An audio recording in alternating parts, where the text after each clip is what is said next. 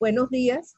En nombre de todo el equipo de SOS Telemedicina de la Facultad de Medicina de la Universidad Central de Venezuela, que coordina el doctor Héctor Arrechedera, quiero darles la más cordial bienvenida a la teleclínica Embarazo de Alto Riesgo, la cual me honro en coordinar. Soy Judith Toro, profesora de clínica obstétrica.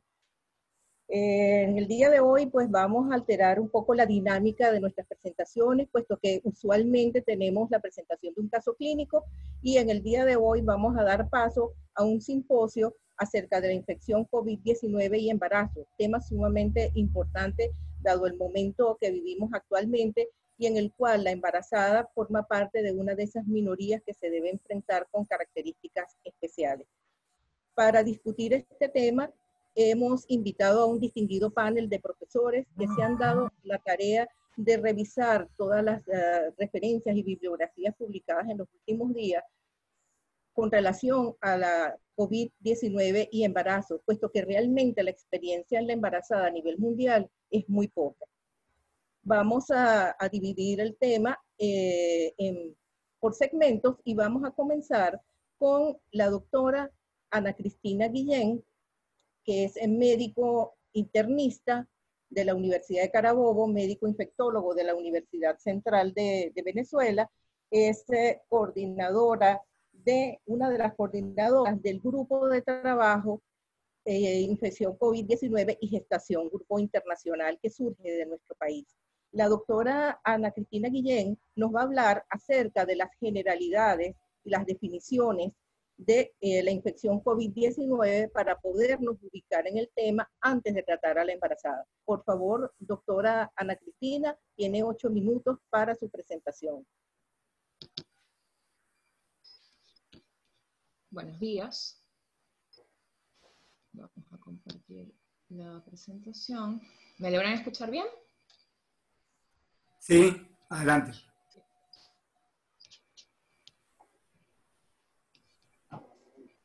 Ok. Bueno, muchísimas gracias por la invitación.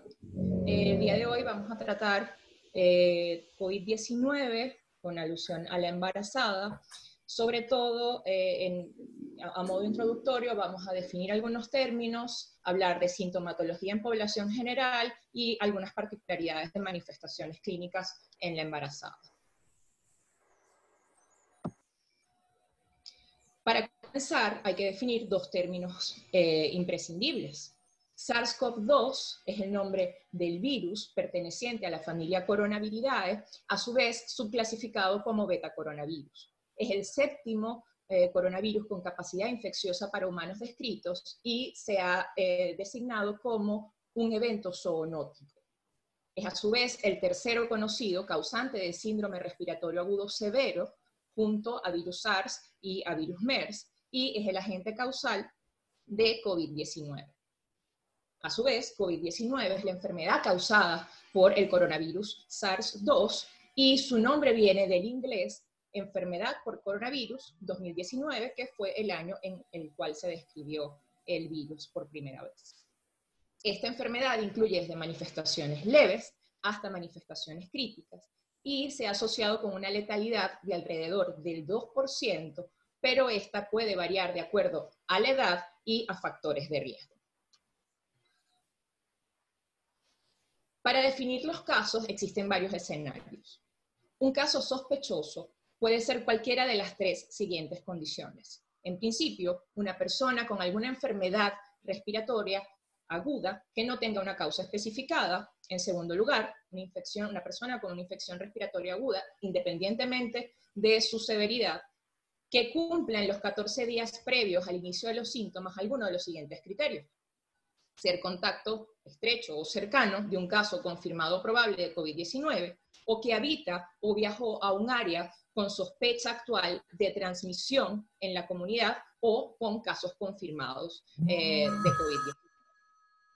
En tercer lugar, infección respiratoria aguda grave sin ninguna otra etiología que pueda justificar la presentación clínica. Por su parte, un caso probable es aquel caso sospechoso que también tiene tres escenarios. El primero, un paciente caso sospechoso cuyo resultado de la prueba diagnóstica no sea concluyente o sea indeterminado, un caso sospechoso al cual por alguna razón no se le realizó la prueba, o un caso sospechoso que tenga un resultado de prueba rápida positiva y haya que confirmarlo con un PCR para COVID-19. Un caso confirmado es aquella persona que cuenta con una prueba tipo PCR positiva para COVID-19, para SARS-CoV-2, perdón. Sin embargo, esto es independiente de si presenta o no signos o síntomas al momento de realización de la prueba. ¿Qué es un contacto estrecho o un contacto directo? Pues se han definido de esta manera las personas que brindan atención directa sin equipo de protección personal adecuado a pacientes confirmados con COVID-19, los que permanecen en entornos cercanos a un paciente con COVID-19, que viajan en extrema o estrecha proximidad a una distancia menor de 2 metros con un paciente con COVID-19 en los 14 días previos al inicio de los síntomas, pasajeros de un medio de transporte que hayan estado a una distancia en cualquier dirección, a 2 asientos en cualquier tipo de transporte, de casos que estén bajo investigación o que ya estén confirmados. Desde el punto de vista clínico, existen varios espectros clínicos de la enfermedad. Entre ellos, el paciente completamente asintomático, que para algunas series en la población general se ha descrito que pueden llegar hasta 14 al 20% de los casos, y aquellos pacientes que sí presentan sintomatología que puede variar desde una sintomatología leve hasta un espectro clínico crítico. En la mayoría de las series, esta es una documentación de 99 casos de Wuhan, donde se describió que las 3 manifestaciones clínicas principales fueron fiebre, tos y disnea, seguidas por otras un poco más inespecíficas como mialgias, alteraciones del sensorio, cefalea, odinofagia, rinorrea, dolor torácico y algunos síntomas gastrointestinales. Es importante destacar que el 90% de estos pacientes presentaron más de un síntoma simultáneamente y que la combinación más frecuente fue fiebre, tos y disnea. También se describen algunas particularidades neurosensoriales como anosmia y ageusia, sobre todo en estadios muy tempranos de la enfermedad. Las complicaciones descritas más frecuentes fueron síndrome de distrés respiratorio agudo, insuficiencia respiratoria aguda, injuria renal aguda, shock séptico y neumonía asociada a ventilación mecánica. La mayoría de las revisiones que contemplan a la embarazada, no solo para COVID-19, sino para cualquier tipo de enfermedad infecciosa, llaman a la reflexión a no olvidar cambios fisiológicos del embarazo. Entre ellos, factores mecánicos y bioquímicos, actividad reducida de la inmunidad celular, células natural killer, macrófagos y células T, disminución de capacidad residual funcional y volumen residual desde el punto de vista respiratorio, cambios circulatorios y aumentos de factores protrombóticos, porque podrían hacer más susceptible a la gestante a padecer cierto tipo de infecciones y a padecer también complicaciones. Respecto a ciertos factores hormonales, sobre todo para COVID-19, existe alguna polémica porque se piensa que pudiera existir un factor protector por los cambios hormonales asociados al embarazo para que este tipo de pacientes padezcan menos complicaciones y tengan una evolución más favorable desde el punto de vista clínico. Sin embargo, nada de esto está probado. Otras experiencias con coronavirus y el embarazo son series muy pequeñas, 12 pacientes para SARS coronavirus, donde se pudo evidenciar que las pacientes embarazadas eran más susceptibles a enfermedad grave. 50% de las pacientes ameritaron atención en unidades de cuidados intensivos y hubo mayor letalidad respecto a la población general, alrededor del 25%, mientras que para MERS hubo más susceptibilidad también a enfermedad grave, desenlace adverso del embarazo en alrededor de un 91% de los pacientes y se describió muerte materna, parto pretérmino, necesidad de unidad de cuidados intensivos tanto para la madre como para el neonato. Sin embargo, no se describió transmisión vertical. Respecto a las manifestaciones clínicas en la embarazada, fíjense que en esta serie de 43 casos de Nueva York, 86% tuvo enfermedad leve, 9.3% enfermedad moderada severa y 4.7% enfermedad crítica, siendo 14 pacientes asintomáticas al momento del ingreso y 10 luego sí desarrollaron síntomas. Al compararlo con la población general, vemos que es una distribución más o menos similar. Posteriormente, después del 22 de marzo, en estos mismos hospitales de Nueva York, se da una especie de parámetro para hacer despistaje universal de las pacientes que ingresan a estos dos hospitales y se obtiene de 215 pacientes que un 13.5% fue positivas para SARS-CoV-2, pero fueron asintomáticas y un 1% fue sintomática. De estas 215 pacientes, a una paciente no se le realizó la prueba, 33 fueron positivas, 29 asintomáticas y 3 posteriormente fueron sintomáticas en el posparto. Solo 4 de ellas fueron sintomáticas en un principio y de las que en un principio fueron negativas, una paciente resultó ser sintomática en el posparto y el test fue positivo a los 3 días de haber tenido un test negativo. Para concluir, los datos son muy limitados y las experiencias de los virus de la enfermedad de la familia Coronaviridae no son fácilmente extrapolables. No pareciera que las embarazadas, con la data que se tiene al momento, tengan una mayor susceptibilidad para contraer la infección, ni tampoco para presentar complicaciones o formas graves. Sin embargo, todas las revisiones invitan a que las complicaciones en las gestantes deben detectarse de manera temprana, así como las comorbilidades pre- y gestacionales. Muchas gracias. Muchas gracias a la doctora Ana Cristina Guillén por esta interesante conferencia que nos ha presentado en este momento. Y vamos a darle a la palabra al doctor Juan Andrés Pérez Wolf. El doctor Pérez Wolf es médico ginecobstetra, egresado de la Universidad Central de Venezuela, médico perinatólogo, egresado del Hospital Universitario de Caracas, es el vicepresidente de la Sociedad de Obstetricia y Ginecología de Venezuela y fue el coordinador del grupo de médicos obstetras que redactó los protocolos venezolanos de la Sociedad de Obstetricia y Ginecología para el manejo de la embarazada con infección COVID-19. Doctor Pérez Wolf nos va a hablar acerca de las repercusiones que puede tener la infección COVID-19 en la embarazada. Doctor Pérez Wolf, 8 minutos para su presentación. Soy el coordinador de este grupo de trabajo que desde la Sociedad de Obstetricia y Ginecología desde AUN hemos elaborado estas publicaciones como unas guías prácticas para el manejo de esta enfermedad en relación al embarazo. No avanza la lámina. Ok, en la actualidad se han detectado aproximadamente 7 tipos de coronavirus que han afectado a diversas poblaciones a nivel mundial. Lo que en la actualidad tenemos es el virus conocido como SARS-CoV-2 y la enfermedad que se conoce como COVID, y esto es muy importante resaltarlo porque hay confusión en relación a la nomenclatura.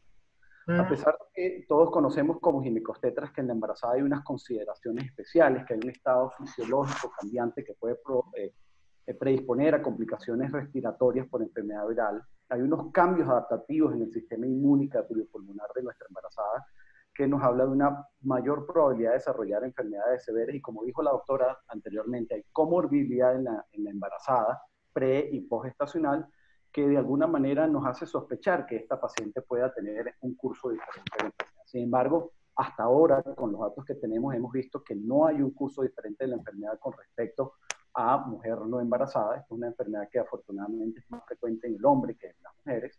Y nuestras embarazadas son un grupo etario de mujeres jóvenes, por lo tanto hay un mejor pronóstico con el grupo de mujeres jóvenes entre 15 y 45 años. Y desafortunadamente la data que tenemos hasta el momento es bastante limitada en relación a los casos con las embarazadas, y lo que se está tratando es de conocer de manera extrapolada qué ha pasado con las anteriores enfermedades virales para qué puede pasar en la embarazada. En relación a la clínica es lo mismo que ya mencionó la doctora anteriormente. El comportamiento es muy similar, afortunadamente el 80% de los casos embarazadas son asintomáticos leves, pero lamentablemente pues sí podemos llegar a tener un 5% de casos graves con una mortalidad importante que no podemos despreciar. La premisa para nosotros como ginecobstetras es evitar la propagación de la enfermedad, y sabemos que esta es una enfermedad que tiene una velocidad de propagación muy alta, y esto nos obliga a que tengamos algunas consideraciones especiales en el embarazo para evitar la propagación de la enfermedad. Y lo primero es la teleconsulta.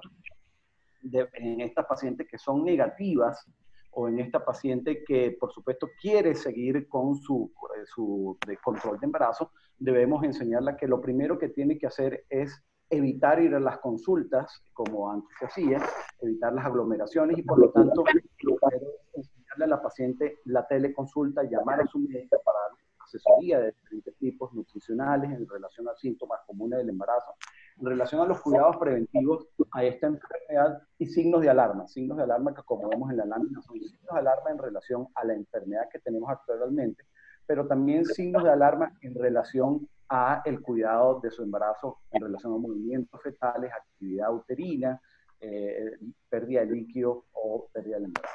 Así pues, en la actualidad nuevamente toma importancia el modelo de atención obstétrica propuesto por el profesor Nicolaides en relación a la pirámide de atención gestacional, y esto en relación a que las pacientes, por supuesto, no se va a conseguir el control prenatal como antes se establecía, sino que se proponen 4 consultas básicas en el primer trimestre, 11 a 13 semanas, 20, 24, 28, 32 y al final del embarazo. Esto es para pacientes que no cumplan con ningún criterio de seguimiento estricto, y en las guías está propuesto cuáles son cada una de las actividades que se deben promover en cada una de estas consultas.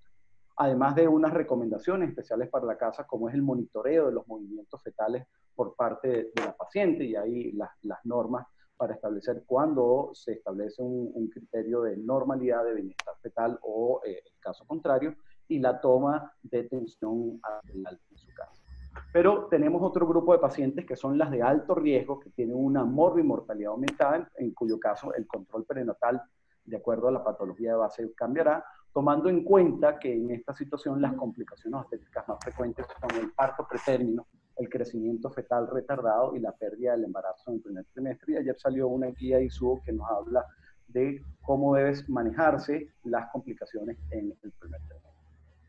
En relación a la práctica segura, ya vamos a tener a alguien que nos amplíe más sobre la práctica segura, pero debemos promover el uso de la mascarilla, el lavado de las manos tanto del médico como de las pacientes, de los equipos ultrasonidos, y por supuesto cuidados especiales para esta paciente que tiene sospecha o COVID en relación al uso de equipo y de la superficie. Estas pacientes y nosotros como ginecobstetras, como parte de este manejo interdisciplinario, como médicos interconsultantes, debemos aclarar la ruta hospitalaria protocolizada por donde debemos manejar la paciente, por donde debe estar pendiente de la historia clínica de la paciente, y pendiente de la limpieza y desinfección de los diferentes equipos.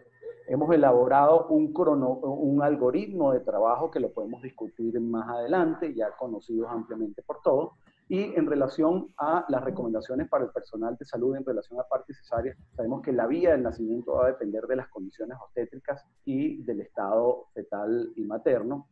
En relación al parto, pues por supuesto, con todos los controles que dijimos anteriormente, tanto para la paciente como para el personal, con control de los signos vitales de saturación de oxígeno muy importante, el monitoreo fetal continuo y la anestesia, preferiblemente la peridural. En relación al parto, hay controversias en relación al pinzamiento precoz del cordón, sobre todo por la probabilidad del contagio. Sin embargo, es necesario la toma de muestra de sangre de cordón umbilical o de placenta para descartar la presencia del virus. En relación a la cesárea, se realizará esta bajo estricta indicación obstétrica, considerar en caso de criterio urgente la finalización del embarazo y también la toma de sangre del cordón umbilical. En relación a la transmisión vertical, sabemos, como ya la autora dijo, hay limitada evidencia. No hay evidencia en la actualidad de presencia del virus en líquido amniótico, cordón umbilical y placenta.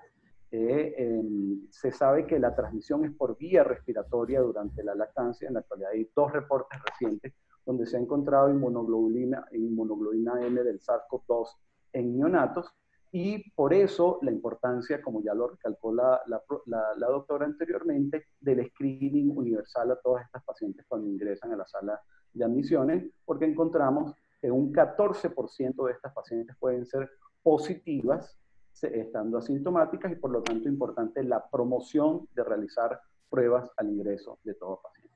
Y casi ya para terminar en relación a esto, este concepto de programación fetal, sabemos que esta patología puede causar hipoxia materna y una respuesta inflamatoria exagerada que pueden producir un potencial daño fetal que aún no lo hemos visto, pero puede ser de importancia para investigaciones futuras y por lo tanto es de suma importancia, de suma vitalidad la detección temprana, la vigilancia fetal adecuada y un manejo obstétrico adecuado, porque sabemos que esto puede tener impacto en el futuro de estos fetos o de estos nuevos recién nacidos en el futuro y por lo tanto requiere una vigilancia.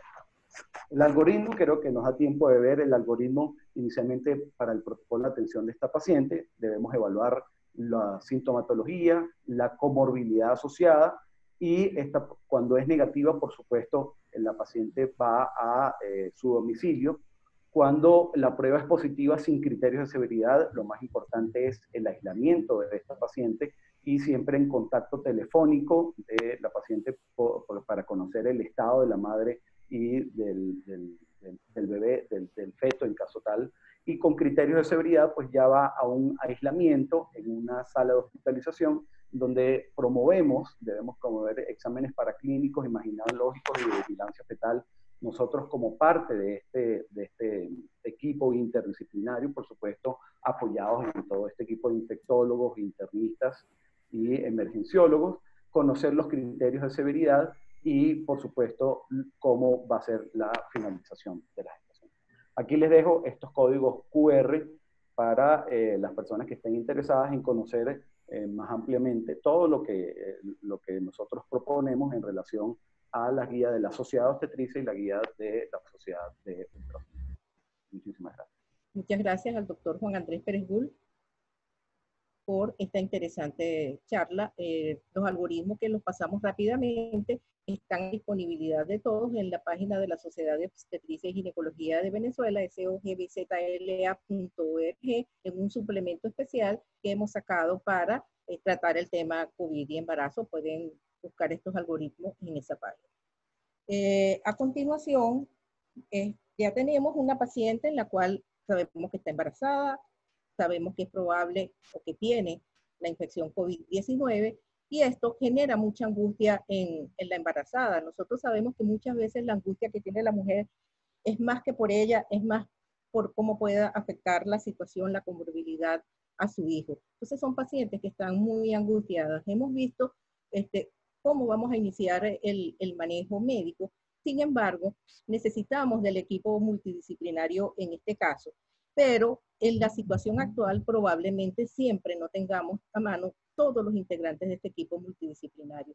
Entonces, es importante lo que nos va a conversar la doctora Isabel Carreira Conde, que son los lineamientos o algunas herramientas para que los obstetras podamos tranquilizar a estas pacientes y darles seguridad en cuanto a las conductas que se están tomando. Para tratar este tema, hemos invitado entonces a la doctora Isabel Carreira Conde, que es médico cirujano egresado de la Universidad Central de Venezuela, con posgrado en psiquiatría también en la Universidad Central de Venezuela, y quien se desempeñó como coordinadora del curso de posgrado en el Hospital de Enfermedades Mentales del Este, El Peñón, durante mucho tiempo.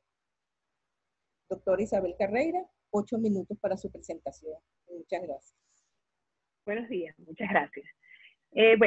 La pandemia y el confinamiento alteran el ánimo de cualquier persona en este momento, pero sobre todo el ánimo de una mujer embarazada que normalmente requiere certeza en medio de una incertidumbre total, por varias razones. Y ya los doctores que me precedieron han dicho, es una enfermedad novedosa, poco conocida, se está conociendo de ella sobre la marcha, y se conoce menos todavía de cómo puede afectar el confinamiento a la mujer embarazada. Un estudio publicado en el Journal of Psychosomatic Research que hacía referencia al MERS en Arabia Saudita en 2012 y al SARS en el sudeste asiático en el 2003, sobre cómo se vieron afectadas las gestantes amenazadas por estas epidemias, decía que se había comprobado que las mujeres gestantes tendían a sobreestimar el riesgo de contagio y se protegían quedándose en casa. Se determinó que los niveles de ansiedad aumentaban de manera importante y además había una preocupación, además por el embarazo mismo y el progreso de este, y por la salud de la mujer embarazada, por supuesto, por las consecuencias que esto podía tener sobre el bebé, sobre el feto.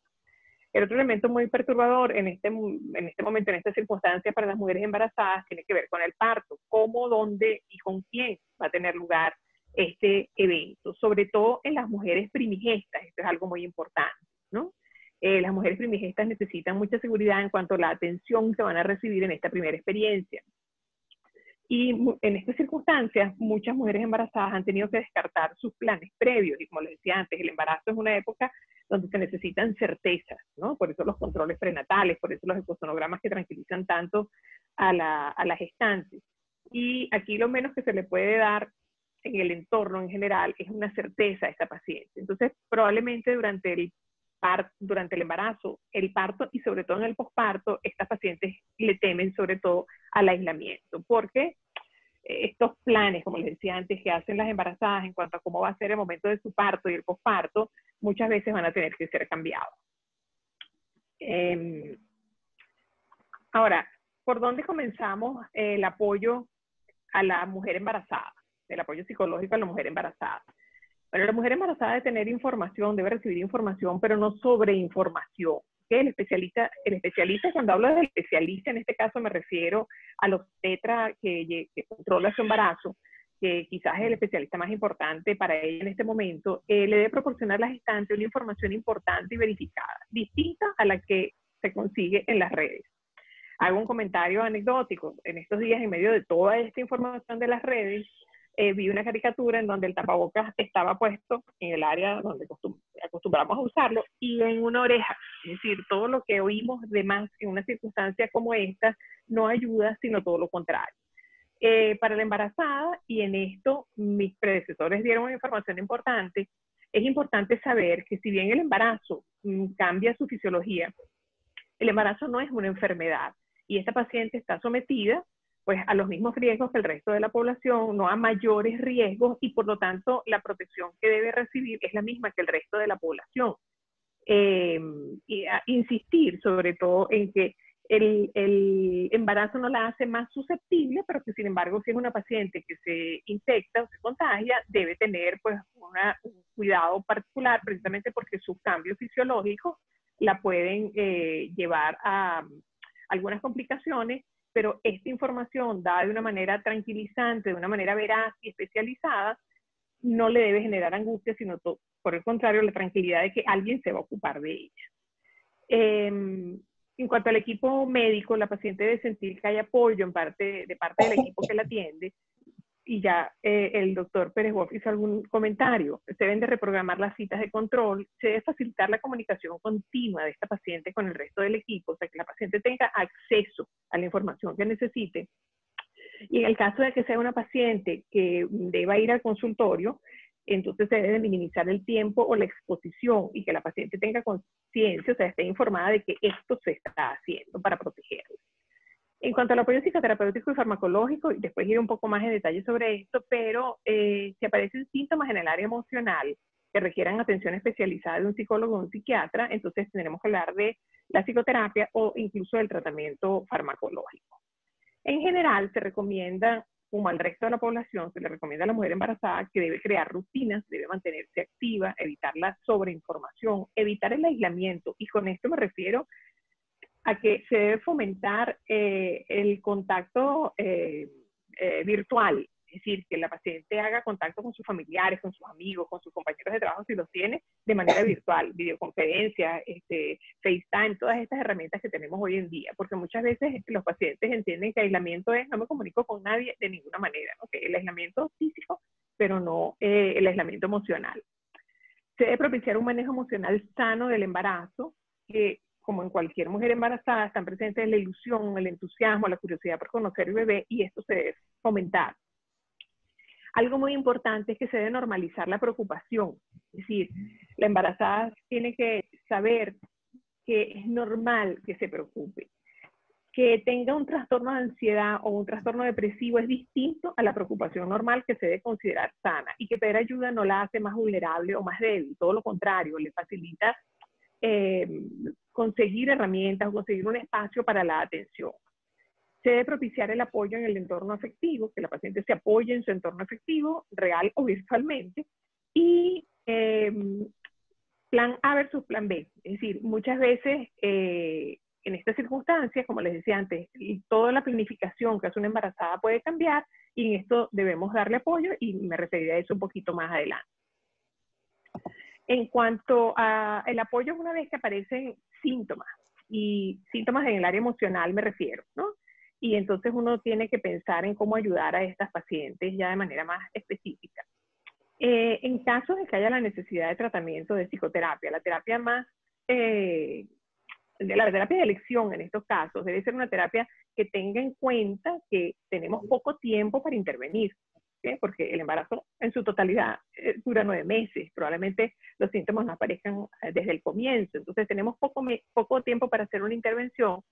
Entonces, la terapia cognitivo-conductual nos permite intervenciones focalizadas que tendientes a la contención emocional, y entonces tenemos que darle herramientas a la paciente que puede implementar fácilmente, como el reconocimiento de los síntomas, que desencadene esos síntomas, y enseñarlas a cambiar conductas inadecuadas o pensamientos perniciosos por otros que sean mucho más eficientes. En cuanto a la farmacoterapia, a veces es necesaria. Siempre en las embarazadas, cuando uno habla del uso de psicotrópicos, tiene que poner en una balanza el riesgo-beneficio. ¿Okay?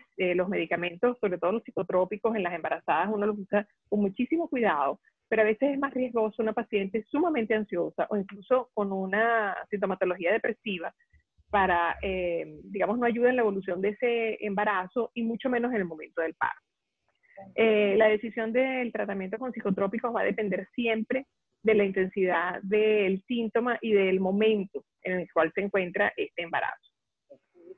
En el último trimestre generalmente se consideran seguros los psicotrópicos, y los que podemos usar en esta situación son antidepresivos del tipo inhibidores selectivos de la recaptación de serotonina, que se conoce que son bastante seguros y no producen alteraciones en el feto, insisto, sobre todo en el último trimestre del embarazo.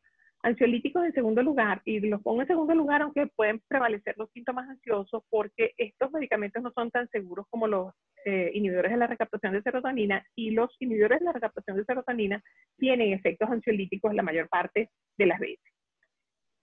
Y si no podemos utilizar ninguno de los dos anteriores por alguna razón, tenemos a la mano antipsicóticos atípicos en dosis muy bajas, han comprobado tener una efectividad para los síntomas ansiosos, y incluso en el primer y segundo trimestre del embarazo son menos teratogénicos que los ansiolíticos benzodiazepinas en general. Por supuesto, estas son las embarazadas que desde el punto de vista de los controles prenatales deben de tener un seguimiento mucho más cuidadoso.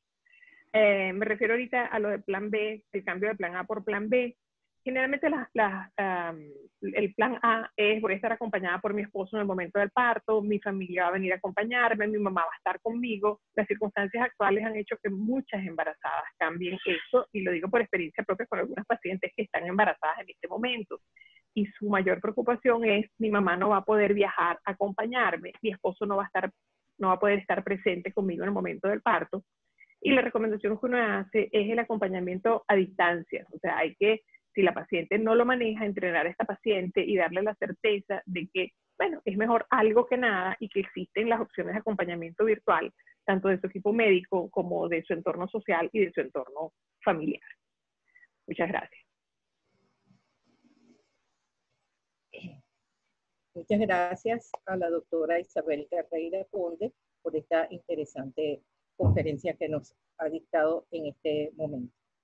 Bueno, entonces ya tenemos a la embarazada, ya sabemos cómo vamos a hacer su manejo, sabemos cómo le vamos a dar apoyo, pero es importante si deben recibir tratamiento médico, sobre todo en una situación en la cual no tenemos tratamiento digamos, establecido o un tratamiento que sea efectivo para la infección COVID-19. Y vemos que cada día salen publicaciones, que salen trabajos echando mano, por decirlo de una manera coloquial, de diferentes tratamientos, tratando de brindar alguna ayuda a estas pacientes. Entonces ha salido un arsenal de tratamiento médico y no sabemos si lo podemos utilizar en la embarazada o no. Entonces, para tratar este tema, muy importante en la práctica obstétrica diaria, en este momento, y Moraima Hernández. La doctora Moraima Hernández es médico infectólogo, es médico cirujano egresada de la Universidad Central de Venezuela, Escuela Vargas, es infectólogo egresada del Hospital Universitario de Caracas, tiene posgrado en Peña como jefe del Servicio de Infectología de la Maternidad Concepción Palacios y profesora del curso de obstetricia y ginecología en esta sede. Entonces damos la palabra a la doctora Moraima Hernández, que tiene 8 minutos para su conferencia.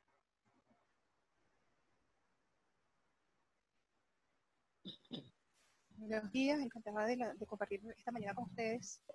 Bueno, sí, realmente muy importante este tema, un tema bastante controversial en tiempos de una pandemia nueva, de un virus nuevo que todos los días estamos aprendiendo. Entonces, cuando revisamos los consensos y protocolos hasta ahora publicados, vemos que la mayoría que se refieren específicamente al embarazo, en ellos no hay lineamientos sobre terapéutica.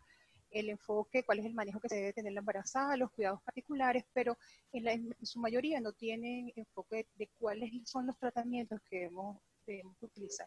Y sin duda eso tiene que ver, por supuesto, con el hecho de que este es un virus nuevo y que todo lo que hay actualmente en el tema terapéutico es experimental. Cuando revisamos solamente hay algunas guías, sobre todo en España, donde la publicación de protocolos tienen que ver inicialmente con el uso del lopinavir y ritonavir, el hidrocloroquina y algunos interferón. Entonces, hice una clasificación basada en lo que es la patogenia de la enfermedad en 3 grandes grupos. Inicialmente, el tratamiento antiviral, el tratamiento antiinflamatorio y inmunomodulador, conociendo la importancia de lo que es este proceso inflamatorio que ocurre en esta patología y quizás es la responsable de todas las complicaciones y la gravedad de la infección. Iniciando lo que sería el tratamiento antiviral, vemos que aparecieron drogas o se están utilizando drogas que normalmente se conocían desde hace muchos años, la hidroxicloroquina, que es una droga que utilizamos para el tratamiento de la malaria, incluso como inflamatorio para el tratamiento del lupus y artritis reumatoidea embarazada. Es decir, es una droga segura que utilizamos desde hace muchos años. La mayoría de los estudios publicados tienen que ver con la utilización de la hidrocloroquina sola o incluso en combinación con la azithromicina. Pero cuando se hace un estudio o una revisión rigurosa de todos estos estudios publicados, vemos que realmente no es posible demostrar hasta ahora que hay un efecto beneficioso en la progresión del COVID-19. La mayoría de los estudios tienen fallas en el diseño metodológico y por tanto esta relación directa realmente todavía no ha podido ser probada. Igualmente, quizás una mejora cuando se asocia la citromicina, sobre todo en la aportación viral, y sobre todo cuando está combinado, pero realmente cuando hay combinación, entonces observamos una prolongación del QT, que son efectos adversos a ambas drogas y por tanto los efectos adversos son mucho mayores y el riesgo de arritmia es esperado. Entonces, por eso, actualmente la recomendación está centrada principalmente en el contexto de ensayos clínicos. Una segunda droga antiviral, también una droga muy conocida, un inhibidor del P, que es el lopinavir ritonavir, que lo usamos muchísimos años en el tratamiento de las pacientes con VIH, hace aparentemente una demostración in vitro de la utilización en el SARS-CoV-2, pero en este estudio publicado recientemente, aleatorio, donde se incluyeron 200 pacientes, 199 pacientes, los cuales 100 tenían COVID grave, tampoco se ha podido demostrar la eficacia antiviral de esta droga, puesto que la carga viral en ambos grupos, tanto el control como en el grupo de COVID, era similar. Tampoco se ha podido demostrar una mejoría en la disminución de la mortalidad y lo que sí un 14% de efectos adversos que obliga a la suspensión del tratamiento. Entonces, este también es un problema que también vivimos mucho cuando utilizamos la lopinavir en pacientes con VIH embarazadas y por tanto se está viendo también nuevamente acá. También hay actualmente algunos estudios que están utilizándose o sea, se están llevando a cabo en combinación con otras drogas como el interferón beta y la ribavirina, que también aparentemente tiene actividad antiviral in vitro para este virus. Pero tampoco podemos decir que el lopinavir se pueda recomendar de manera de entrada y solamente se recomienda en el contexto de ensayos clínicos. Y una segunda droga que quizá sea la que estamos esperando probablemente estamos esperando con grandes esperanzas, es el remdesivir, que también es un antiviral, inhibidor de la transcriptasa reversa, y que es una droga de experimentación, principalmente en modelos de animales para en MERS y en SARS, y donde se ha demostrado que in vitro tiene actividad alguna con estos coronavirus previos, y que en humanos se ha usado principalmente para el tratamiento de ébola, que se inició en el 2018, pero que tuvo que ser suspendido porque realmente no tuvo una respuesta para el tratamiento de esta enfermedad. En esta serie de casos publicados donde se han incluido 53 pacientes con neumonía grave por COVID-19, y esto bajo el criterio de uso compasivo, se ha observado que había mejoría en el 68%, mejoría clínica en el 68% de los casos, después de un seguimiento de 18 días y la mortalidad alrededor del 13% con un bajo perfil de toxicidad. Esta droga, que aún no ha sido aprobada por el FDA, simplemente como les dije, está siendo utilizada para uso compasivo en pacientes menores de 18 años embarazadas y también, digamos que, también incluyendo aquellos otros pacientes que van a formar parte de estos tratamientos. Los estudios para esta droga están en proceso y pronto estamos esperando la publicación de los resultados pronto, al final de este mes o a principios del próximo mes.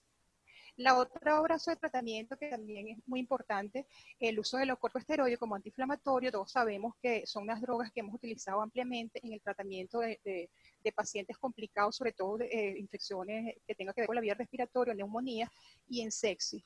Pero digamos que aunque son drogas que se han venido utilizando desde el inicio de la epidemia en China, realmente, sobre todo para prevenir la complicación de SARS en pacientes iniciando el COVID-19, o sea, la neumonía para evitar el SARS, pero a pesar de su uso generalizado, también cuando se revisa la evidencia, no existe, o sea, es muy baja la evidencia para demostrar el beneficio real de esta droga, sobre todo porque la mayoría de los estudios no tiene, o sea, los diseños de estudio no se puede determinar cuál es las dosis adecuadas y el momento del inicio. Sobre todo, la recomendación es condicionada y condicionada principalmente a saber que la droga no deben ser utilizadas al inicio de la infección, puesto que podría retrasar la eliminación viral, y que quizás el momento ideal para iniciar el tratamiento sería cuando haya evidencia del inicio de la neumonía. Ese probablemente sea el momento adecuado para evitar la complicación. Entonces, por tanto, estas drogas, que también las hemos utilizado ampliamente en nuestros pacientes y se sigue utilizando, probablemente necesita más bien estudios donde se determine claramente cuáles serían las dosis adecuadas y el momento indicado de inicio de tratamiento. También hay una rama importante en estudios que también están, digamos que los estudios están guiándose por allí debido al conocimiento de esta liberación de citoquina, de esta respuesta exagerada del organismo a la presencia del virus, y por tanto también tenemos lo que sería el tratamiento inmunomodulador, en este caso el tocilizumab, que es un inhibidor de la interleucina 6, que en estudios, por supuesto, no hay grandes estudios, no hay inclusión de grandes cantidades de pacientes, pero en este estudio, donde se incluyeron 21 pacientes en China, no se falleció ninguno de los pacientes que fueron enrolados en el estudio. Probablemente se demuestra que hay una disminución de la mortalidad, pero hay que esperar la evolución del estudio que se están realizando actualmente. Vigilar, por supuesto, los efectos adversos, sobre todo la aparición de infecciones infecciosas, infecciones graves por hongos, bacterias o virus, y la reactivación de la hepatitis B. Entonces, esta droga también está recomendada solamente en el contexto de ensayos clínicos. Y Otro protocolo de tratamiento que también está en boga en los últimos tiempos es el uso de suero en convalecientes. Actualmente hay solamente 2 estudios, donde en ambos se suman 15 pacientes, que en los que la utilización de esta suero convaleciente no observó ninguna muerte en los pacientes que formaron parte del estudio. Y prácticamente no hubo efectos adversos. Con respecto al interferón alfa, que también es un inmunomodulador, realmente los efectos adversos y no hay ninguna evidencia muy clara que sea beneficioso. Actualmente también está en estudio la combinación sobre todo con la ribavirin. Entonces, cuando vemos en la revisión de estas drogas que se usan ampliamente para el tratamiento de la población general, extrapolamos a la embarazada, a pesar de que sabemos que hasta ahora, por ejemplo, la evidencia nos habla de infección, que no hay, digamos, evidencia de grandes complicaciones en el embarazo, sin duda alguna tenemos que prender las alarmas, porque lo que tenemos disponible hasta los momentos realmente no es muy esperanzador. Creo que lo importante para nosotros, sobre todo, es prepararnos para la inclusión de los pacientes en ensayos clínicos bien diseñados para poder, digamos, impartir una recomendación para este grupo de pacientes, porque las drogas conocidas que son utilizadas en el embarazo han sido poco efectivas hasta ahora y la evidencia realmente es muy poca. Entonces, finalmente quería recordarles que como todas estas drogas son experimentales, es importante, digamos que la información a los comités de bioética de los centros donde se han utilizado y, por supuesto, la firma del consentimiento informado a los familiares para que tengan claro que estos tratamientos están en estudios y que hasta ahora no hay seguridad con la respuesta que tengan los pacientes a ella. Muchas gracias.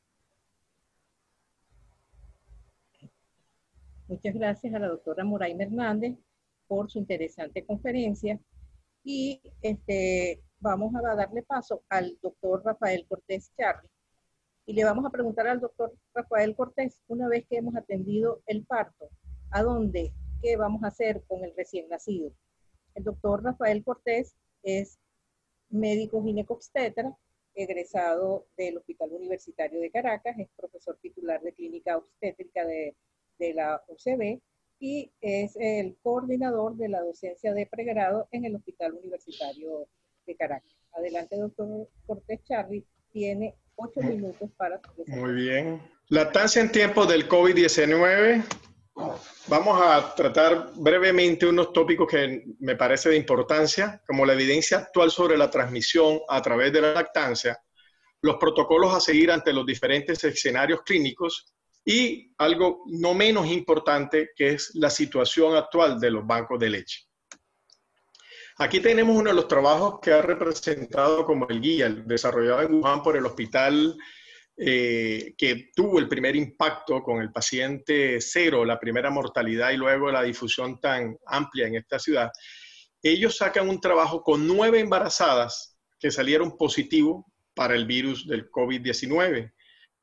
De estas 9 embarazadas, a 6 de ellas se les recuperó, o sea, se les realizó la prueba de PCR en cordón umbilical, en aspirado nasotraqueal de los recién nacidos, en leche materna y también en líquido amniótico. Y todas estas pruebas fueron negativas. Si bien es cierto, lo que tiene como contrapeso de que hablemos con fundamento para decir conclusiones fijas o recomendaciones en esta entidad, es la rápida progresión que ha tenido, la difusión tan rápida que no nos ha dado chance de actualizar o de esperar resultados derivados de la medicina basada en la evidencia. Si bien es cierto, hasta ahora con esta serie de casos hablamos de que la transmisión vertical parece no estar presente. Pero esto de la transmisión vertical, el hecho de que no aparezca en leche, que no aparezca en la leche materna, nos hace la vulnerabilidad, y es llamado así el recién nacido como un paciente potencialmente de riesgo por el contacto que tiene que tener en el momento de la lactancia. Y es allí donde tenemos que manejar 2 términos importantes, que es la lactancia como tal, y la respuesta a la que me hace la doctora Judith Toro: la lactancia no está como tal suspendida.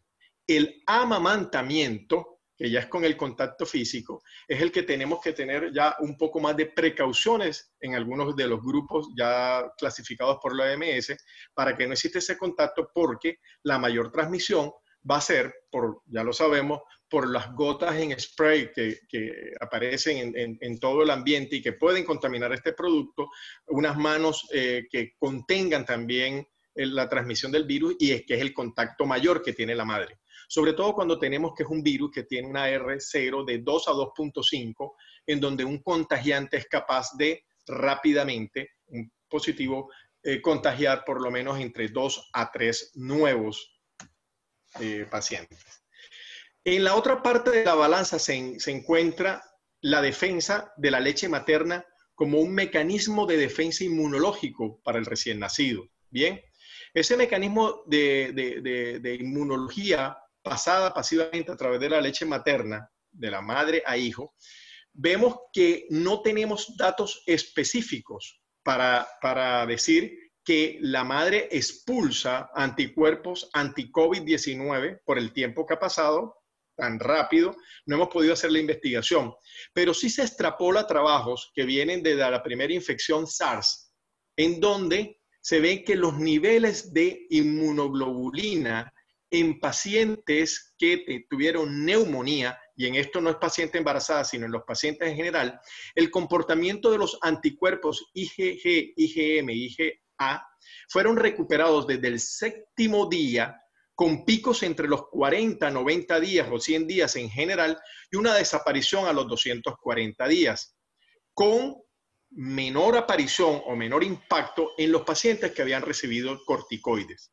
Esto lo extrapola el autor de este capítulo, lo extrapola a la embarazada y dice, pudiera ser que está relacionado entonces que entre más precoz esté en el embarazo la presencia del virus en la madre, tiene una probabilidad de formar anticuerpos que vayan a proteger o vayan a expulsarse por la leche materna para proteger al producto. Entonces, ahora pasamos al manejo según los escenarios clínicos. Y bien conocemos la clasificación que tiene la OMS sobre los pacientes de riesgo, en donde está el sospechoso, el probable y el confirmado, con características que no vamos a desglosar acá porque vamos a dedicarlo a la parte de lo que es la lactancia como tal. Y vemos que los protocolos a instalar empiezan desde el inicio, desde ese nacimiento. Evitar inicialmente el contacto rápido, y eso a través del pinzamiento precoz del cordón umbilical.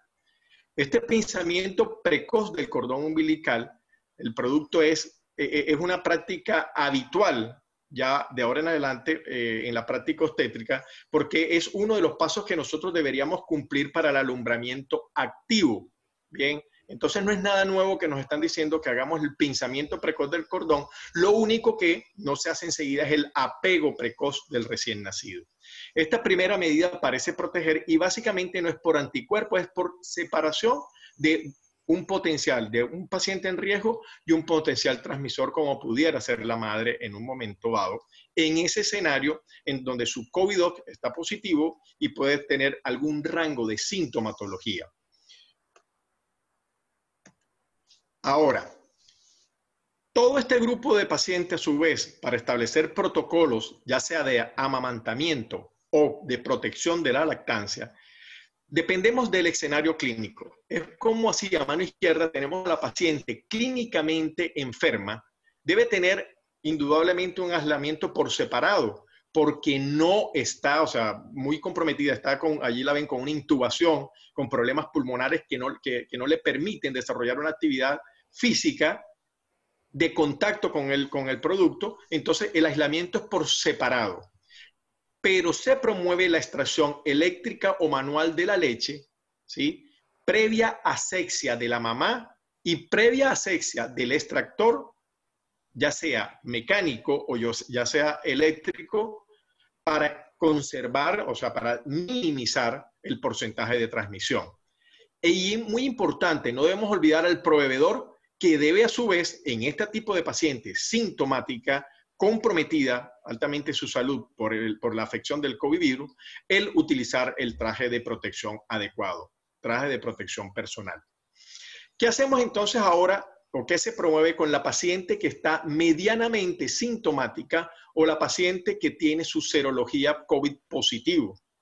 En esta paciente hay dos tendencias. La tendencia que defiende la lactancia o que defiende el apego para no perder toda la connotación nutricional, afectiva que tiene el apego durante el momento de la lactancia.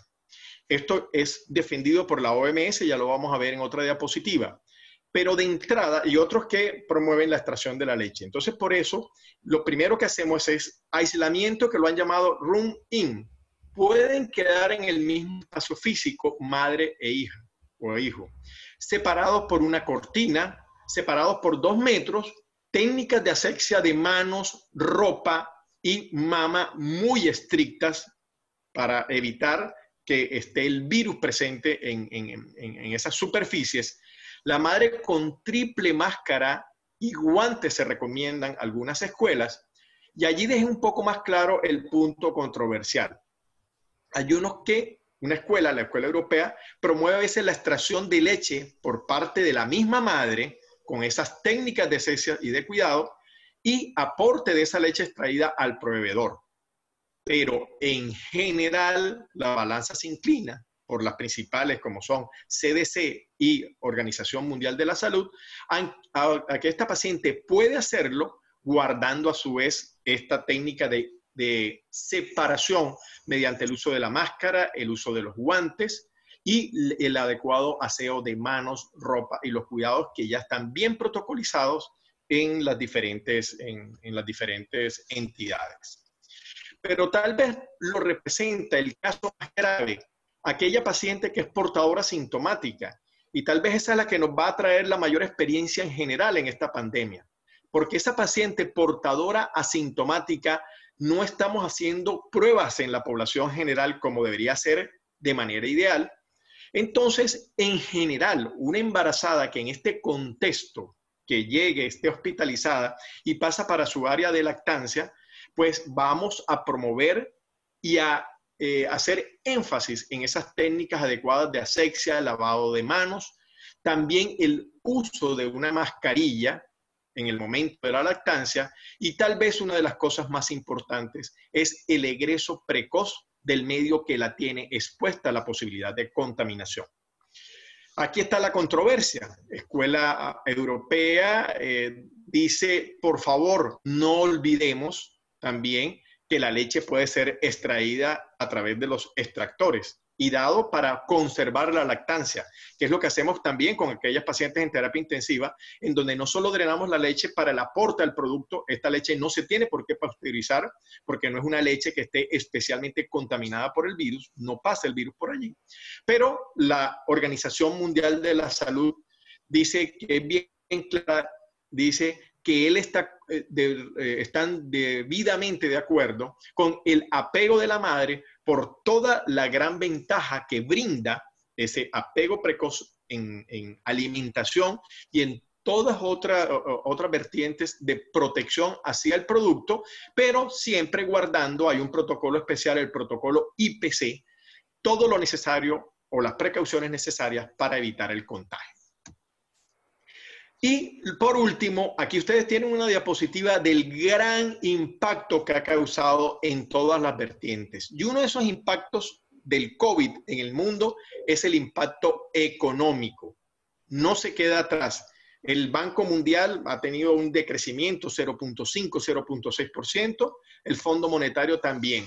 Pero hay un banco que no se queda sin recibir también las consecuencias de esta pandemia. Y son los bancos de leche que han sacado un pronunciamiento de la grave afección que están sufriendo por muchos motivos. Y el principal motivo lo representa el aislamiento y la confinación al que lleva la cuarentena.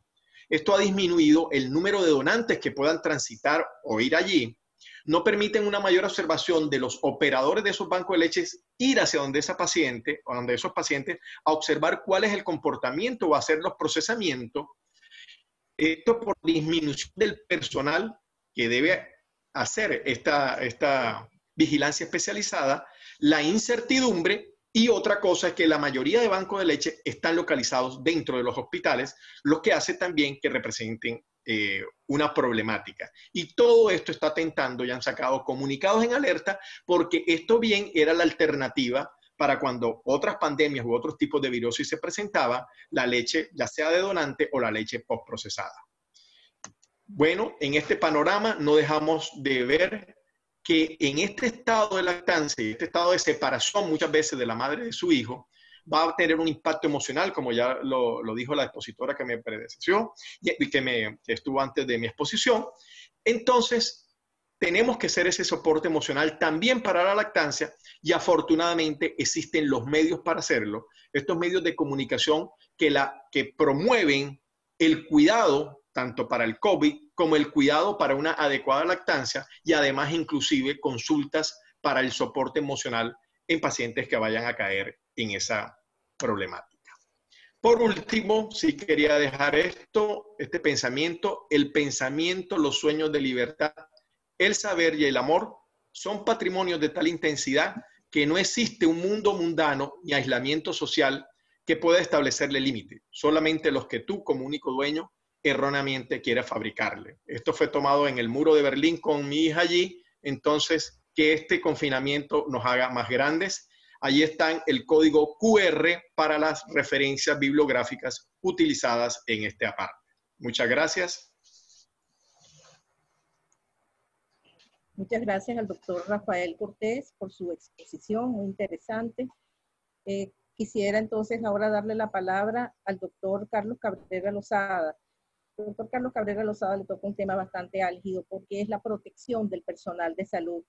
Hemos visto con mucha angustia cómo el número de colegas y el número de personal de salud que han fallecido contagiados durante la atención de pacientes. Esto, por supuesto, genera mucha angustia en el personal, puede generar en un momento dado ausentismo laboral y no sabemos si realmente se les está suministrando el tipo de protección que requieren el personal de salud.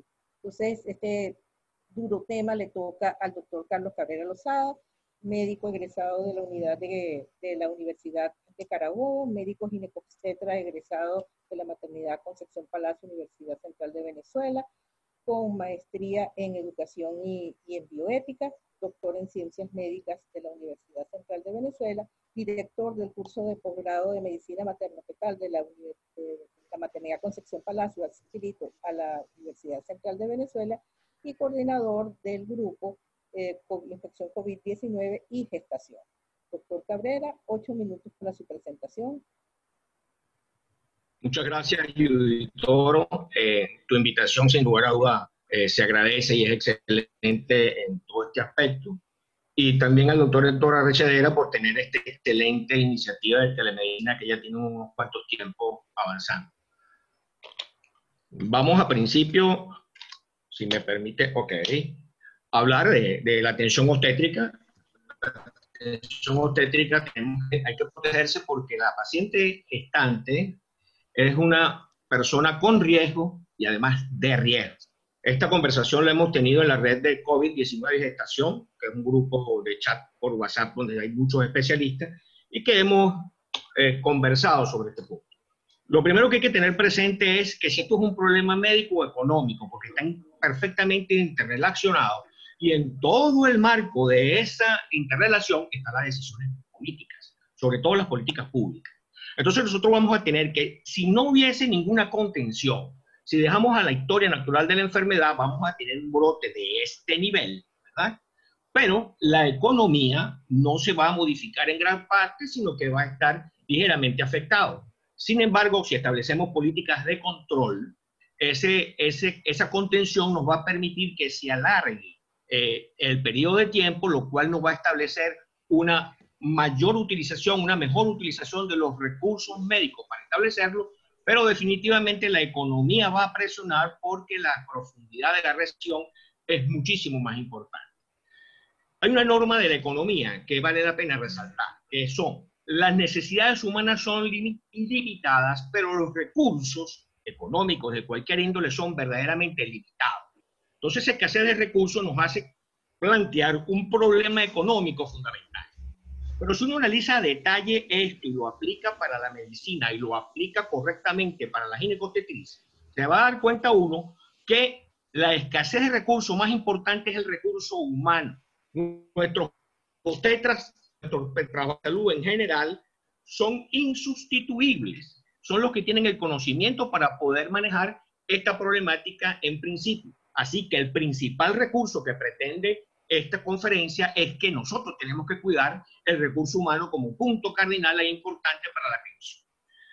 En el análisis desde el punto de vista bioético, hay 4 principios que ya ustedes conocen de la bioética, pero en tiempos de pandemia, el principio que más importa y que más relevancia tiene es el principio de la justicia. Y la justicia algunos lo entienden como igualdad.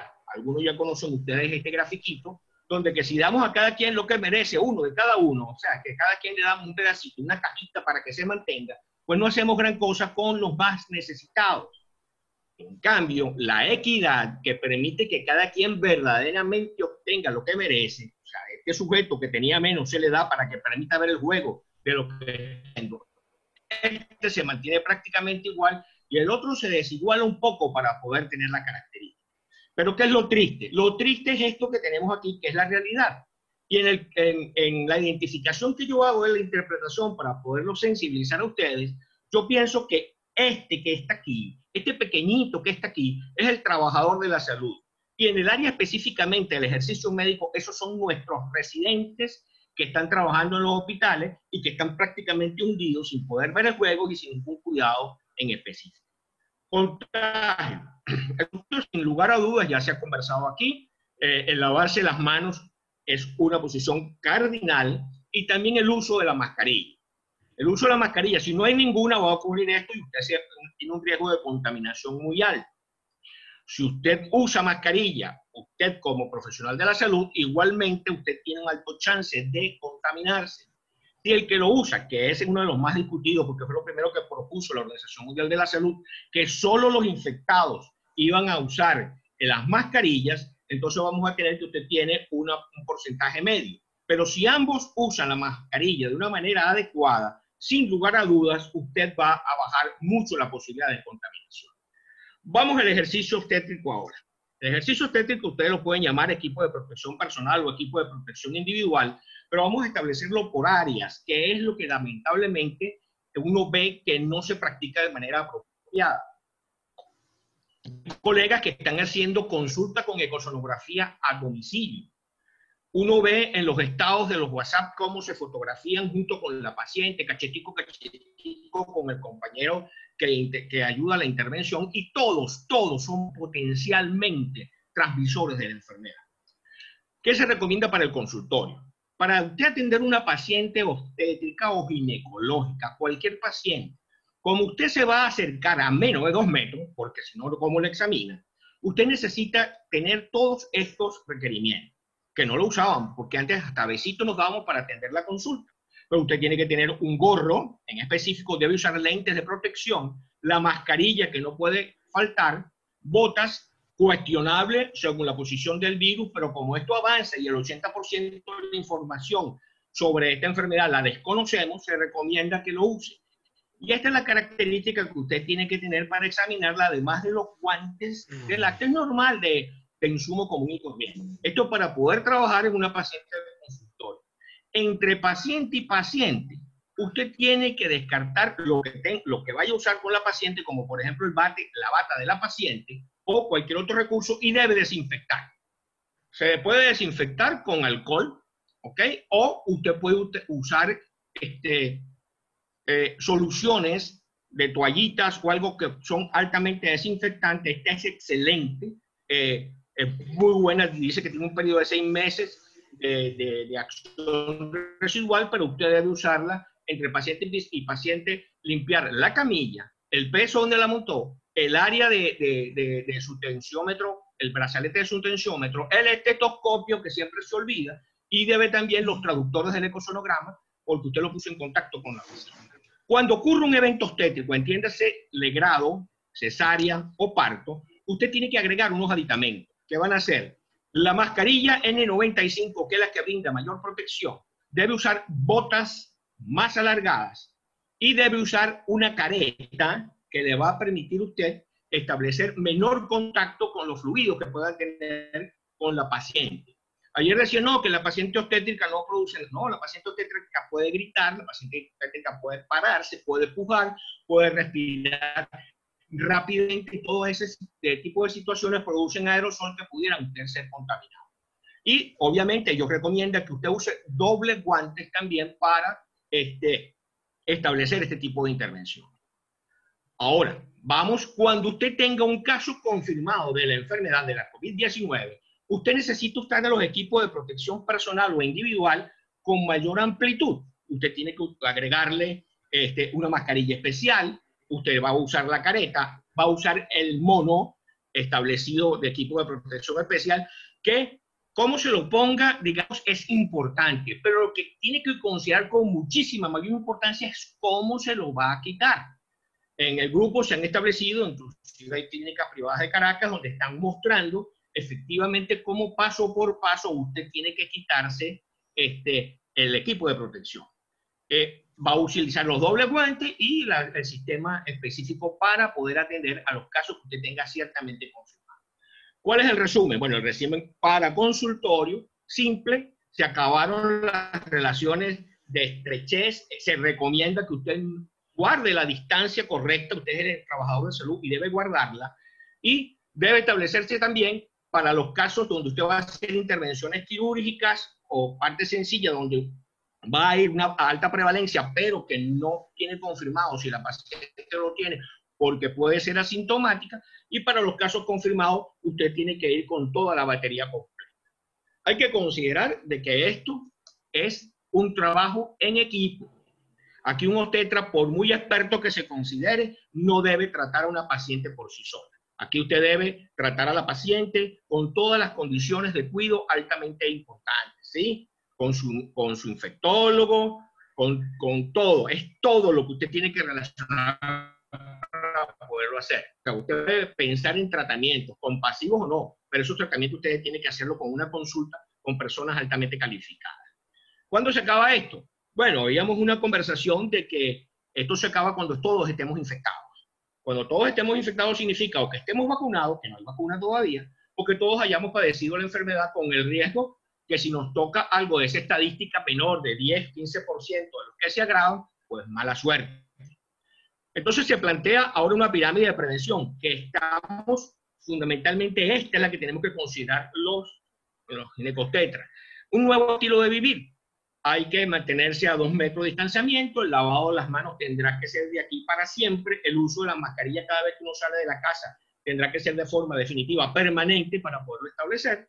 La cuarentena voluntaria, que es que mientras se precisa, por lo menos las personas adultas, los mayores, aquí dice 70 años, se está recomendando que sea 60, o pacientes que tengan problemas de inmunodeficiencia o que tengan algún trastorno de una inmunomediada o algún el factor de riesgo, pues debe ponerse una cuarentena voluntaria y quedarse guardadito en su casa, sabrá Dios hasta cuándo, pero debe quedarse en su casa.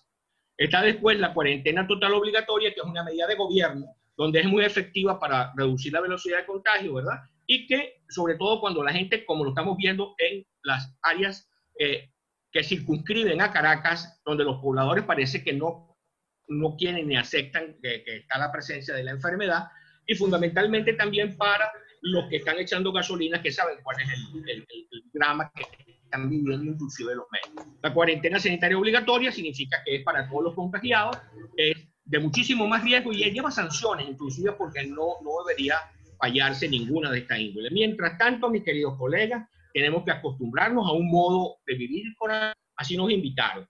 No podemos volver a la normalidad porque esa normalidad era el problema y necesitamos dar un giro para tomar conciencia y evolucionar. A todos ustedes, a los oyentes y específicamente a los coordinadores, muchísimas gracias por esta oportunidad de darnos a compartir una información que felicito a todos mis compañeros anteriores porque todas fueron de altísima calidad y de alta academia. Muchísimas gracias, Judith. Perfecto, vamos a tomar la coordinación. La doctora Judith con algunos problemitas de conexión como es natural. Bueno, como lo decía ya el doctor Carlos Cabrera, hemos tenido una recopilación de la explicación de los principales tópicos que nos puede interesar ahondar en un momento dado en la mujer embarazada en este contexto, pero bien lo decía también el doctor Cabrera, los cuidadores y los proveedores de salud también con los cuidados necesarios para poder disminuir lo que más nos interesa, que es el que se disemine esta enfermedad. Sí, bueno, la ivermectina es un medicamento de uso veterinario principalmente, aprobado en humanos como antiparasitario en algunas parasitosis intestinales, en la oncocercosis e inclusive para el tratamiento de la escabiosis en algunos casos. Pero se publicó hace poco un estudio preliminar del efecto antiviral para el SARS-CoV-2, pero este estudio es realizado in vitro. De hecho, la sesión de veterinaria del FDA hizo una publicación relacionado con esto, haciendo énfasis en que el uso de la ivermectina, este estudio es un estudio in vitro, no hay actualmente ningún tipo de recomendación para utilizarlo en humanos. Una pregunta que me hacen aquí por el WhatsApp es una paciente, una embarazada VIH positiva y que salió positivo para COVID-19. ¿Qué conducta se debe seguir en ese caso? Bueno, en general, las indicaciones para una paciente con VIH son las mismas que para el resto de la población. Es muy importante tener en cuenta en los casos de los pacientes con VIH, si esa paciente está recibiendo tratamiento antirretroviral o si no lo está recibiendo. Sin duda, una de lo más importante, el acercamiento terapéutico más importante es que esa paciente debe tener tratamiento antirretroviral, tanto por el hecho mismo de prevención de la transmisión vertical como para la recuperación de la inmunidad, que está relacionado con la posibilidad de complicación. Sin duda, las pacientes con VIH forman parte del grupo de pacientes de alto riesgo de complicación, y aunque no se ha publicado, no hemos tenido casos asociados principalmente entre VIH y COVID-19, pero no es importante tener en cuenta que esto podría ser un grupo de alto riesgo de complicación. Entonces, quizás aquí lo más importante es cuidar que el paciente esté recibiendo el tratamiento antirretroviral adecuado, tanto para la prevención de la transmisión vertical como para la prevención de la complicación asociada a la inmunosupresión.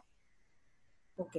Roraima, mira, todas las preguntas que tengo aquí en el chat, casi todas son para ti. Te las voy a hacer en una forma global para ver si las respondes brevemente porque nuestro tiempo se está agotando. Y las preguntas son: ¿qué tipo de esteroides se usa en estos casos específicamente? ¿Qué opinas del tratamiento antitrombótico en estos casos que se está también experimentando en muchas partes del mundo? Y la tendencia a polimedicar que hay en estos casos, ¿qué efectos pueden tener sobre el feto, sobre todo cuando el feto está en el segundo trimestre de la gestación? No escuché la última. ¿Cómo puede afectar al feto el politratamiento, la polifarmacia? Bueno, en general, sí, las complicaciones del COVID-19, la mayoría se están comportando como parecido a lo que sería una paciente con sepsis. Esta respuesta inflamatoria y exagerada que trae como consecuencia la probabilidad de muerte. En los últimos días hemos visto también el desarrollo digamos, recomendaciones con el tema antitrombótico. Tenemos experiencia en el manejo de estos casos, sobre todo en pacientes con sepsis. No es descabellado, realmente la recomendación probablemente vaya a surgir. No hay un lineamiento actualmente establecido en general, mucho menos en el caso de la embarazada. Creo que en estos casos el uso de estos tratamientos antitrombóticos deben ser individualizados dependiendo de la condición del paciente en particular. La otra era la afectación del feto. Bueno, la mayoría de las drogas que hasta ahora se han recomendado en la embarazada, como sería el caso de los antirretrovirales, ¿cómo se llama? la cloroquina y el sulfato de cloroquina, que es lo que tenemos nosotros, la hidroxicloroquina, son medicamentos que son utilizados de hace muchos años en embarazadas sin efectos adversos importantes sobre el feto. Pero bueno, la mayoría de las drogas, las nuevas, que están en revisión, actualmente no tenemos grandes experiencias en embarazadas porque, por ejemplo, en el caso de los antivirales, es una droga nueva y bueno, tampoco hay una recomendación estricta especial para el embarazo. Por tanto, hay que tener, como lo dije inicialmente, la precaución o tener la importancia del hecho que se necesita el consentimiento informado porque son drogas en experimentación. Ok. Para algunos de los obstetras, si tienen la cifra de embarazadas que tenemos en el país afectadas por COVID-19. Bueno, hasta ahora tengo entendido que solamente se han reportado 3 casos de embarazadas con la infección. De las cuales ya una tuvo la resolución de su embarazo, ¿verdad? La paciente aquí en el Hospital Victorino Santadella en Los Teques, la paciente estaba bien, incluso se le hizo un control y estaba negativa. La prueba fue negativa y se le dio el acercamiento al recién nacido. Eso fue la información que tengo del personal que trabaja en el hospital. Doctor Rafael Cortés, ¿se pueden realizar tomografías computarizadas en la embarazada? Bien, la tomografía computarizada se puede realizar, el tipo de la absorción de RATs para la embarazada y sobre todo, bueno, indudablemente en segundo y tercer trimestre. Pero con el advenimiento de las técnicas de ecografía pulmonar, están representando un método bastante fidedigno en el diagnóstico de las complicaciones. Como sabemos, la ecografía pulmonar, que hace parte de ahora del arsenal ecográfico para pacientes críticos en general, esta ecografía pulmonar permite que el equipo sea trasladado hacia la paciente, disminuyendo también la capacidad de contagio o circulación por todo el hospital. Las técnicas de antisexia para un tomógrafo también son más elaboradas. Ahora, ¿es segura la tomografía? Sí, la respuesta es sí. Pero tenemos que cada vez ir más hacia la formación de personas entrenadas en ecografía pulmonar. Que si bien es cierto, siempre nos enseñaron que el gas es enemigo del ultrasonido, esta vez la ecografía pulmonar, en función a los artefactos que produce la física del ultrasonido dentro del tejido pulmonar y los tejidos adyacentes, le da una gran ventaja para diagnosticar las principales patologías, como los procesos inflamatorios o compromisos del pulmón, los neumotoras, las efusiones pleurales, los derrames pericárdicos inclusive y derrames pleurales. Entonces, la gran aplicabilidad, yo diría, que tiene, aprovechando esa pregunta, que tiene la ecografía pulmonar, en este sentido puede representar una gran ventaja por disminución de la exposición a contagio o de la dispersión de la enfermedad por otras áreas del hospital. Un estudio tomográfico, la paciente se traslada y puede durar 2, 3 minutos o más, o 4 minutos haciendo. Un ecopulmonar es más rápido y es en el sitio de la paciente. Gracias. Yo quisiera preguntarle a una de nuestras colegas infectólogas si se justifica tratamiento preventivo al personal que trabaja con pacientes posibles COVID-19, por ejemplo, el personal de la sala de partos, etcétera, si se justifica darles un tratamiento preventivo. Fíjense, el tratamiento preventivo o la profilaxis para el trabajador de salud ha sido motivo de discusión en múltiples grupos de investigadores. Se han publicado algunas revisiones, sin embargo, no existe una pauta definida para dar tratamiento profiláctico. ¿Se justifica o no?